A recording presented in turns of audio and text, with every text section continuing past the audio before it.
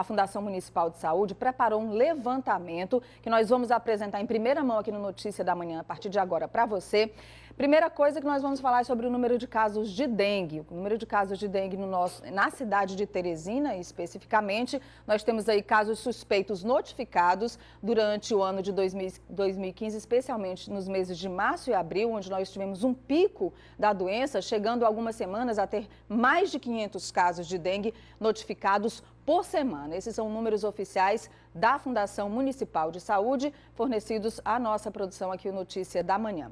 Nós vamos à próxima cartela, que mostra justamente, cópia de um documento da Fundação Municipal de Saúde. O documento diz exatamente na introdução que casos de doenças neurológicas aumentaram após a doença, a onda de viroses. E aí começa a se investigar essa relação das viroses, da dengue, da chikungunya, da zika, com algumas doenças neurológicas. Uma doença, por exemplo, bem desconhecida da maioria da população, a síndrome de Guillain-Barré. Essa síndrome, ela traz alguns prejuízos neurológicos, daqui a pouco nós vamos entender melhor. E aqui nós temos exatamente o gráfico que mostra o crescimento do número de casos no período de janeiro a junho deste ano. Pacientes internados em Teresina com a doença confirmada através do diagnóstico clínico, que é feito com o médico neurologista. Nós tivemos aí, por exemplo, no mês de janeiro, nós tínhamos 4 casos. Nos meses de fevereiro, março e abril, 3 casos confirmados. Depois, em maio, subimos para 8 casos. E no mês de junho, pode saltar a cartela, a gente tem aí chegando a 10 casos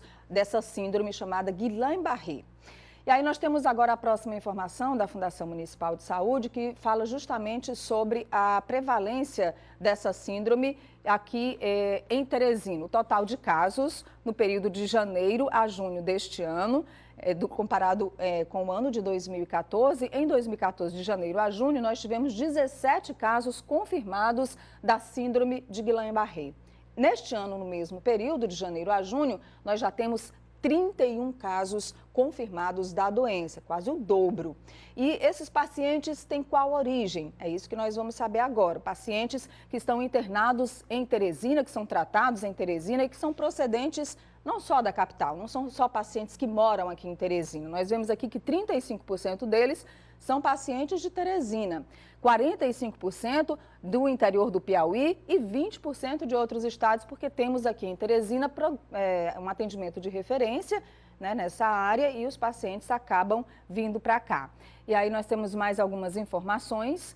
É uma informação também oficial da Fundação Municipal de Saúde, de que o Ministério da Saúde já foi notificado desses casos e que amostras de sangue de todos esses pacientes encontram-se sob análise do Laboratório de Referência Nacional do Instituto Evandro Chagas. Só lembrando, e já também a gente vai confirmar essa informação, até agora nós não temos confirmado, por exemplo, nenhum caso de Zika vírus aqui no estado do Piauí. As análises feitas até agora deram negativas, mas outros exames ainda. E a gente tem também outras doenças, além da síndrome de Guillain-Barré, outras doenças neurológicas que são desconhecidas e que podem também ter algum tipo de associação com essas viroses, como, por exemplo, a encefalite e a mielite transversa. E aí a gente tem também a comparação com o mesmo período do ano passado. De janeiro a junho do ano passado foram 21 casos dessas doenças e agora de janeiro a junho de 2015, 47 casos. Também uma elevação considerável. Por isso que nós vamos conversar agora com o Dr. Marcelo Adriano. Ele é médico da Vigilância Epidemiológica de Teresina e também neurologista do Instituto de Doenças Tropicais Natan Portela. Dr. Marcelo, bom dia. Bom dia. Tanto na Fundação quanto na CESAP, no Instituto Natan Portela, o senhor acompanha esses casos. Eu dizia agora há pouco, o diagnóstico, por exemplo, da Guillain-Barré é um diagnóstico clínico, feito no consultório com a presença do médico neurologista. E essa doença traz que tipo de prejuízos neurológicos aos pacientes? Essa doença ela pode comprometer a força e, em alguns casos, a sensibilidade dos membros, dos braços, das pernas e, por vezes, até mesmo da musculatura respiratória, da musculatura que nos permite respirar. E esses sintomas, eles geralmente apareceriam depois de concluídos os sintomas de uma dengue, de uma chikungunya, de uma vírus, são sintomas posteriores a esse quadro de virose. Exatamente. A defesa que o próprio organismo elabora contra vários vírus, diversos vírus, ela pode, digamos assim, ser excessiva e ter um pouquinho de erro de alvo, e com isso as substâncias que o organismo produz contra os vírus podem também agredir os próprios nervos dos pacientes. Portanto, geralmente a síndrome de Guillain-Barré surge de 2 a 6 semanas após a infecção viral.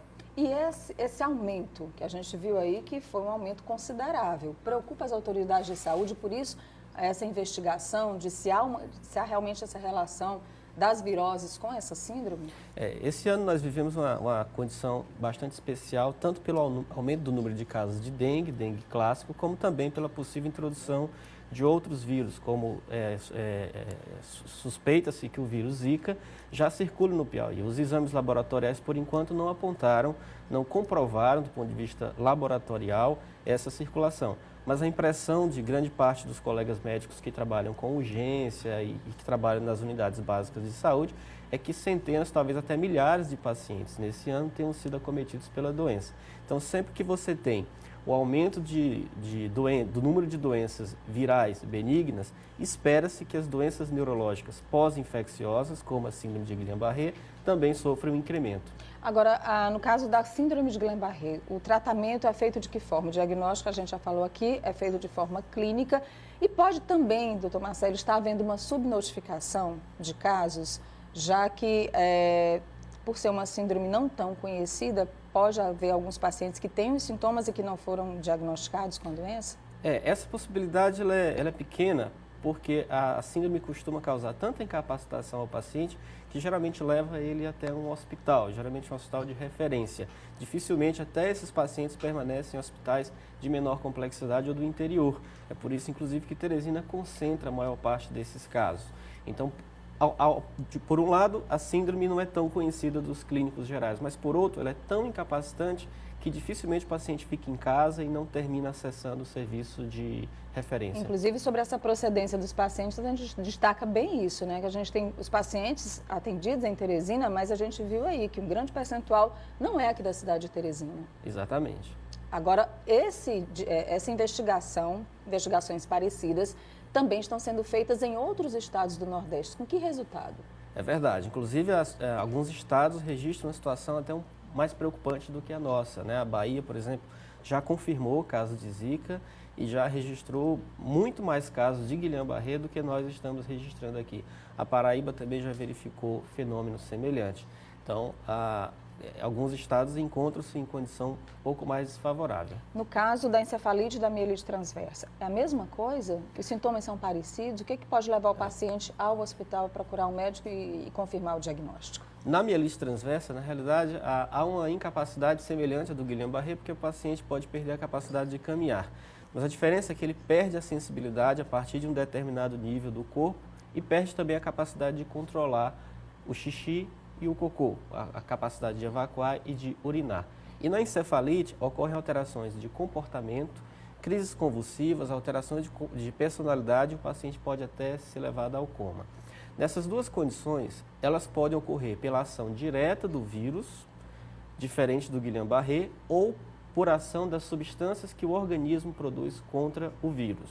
Agora, além de investigar, de colocar esses números à disposição do Ministério da Saúde, de aguardar a confirmação dos resultados, doutor Marcelo, o que a Fundação Municipal de Saúde prepara? E a gente abre aqui só um parêntese, prepara para ajudar a proteger mais a população.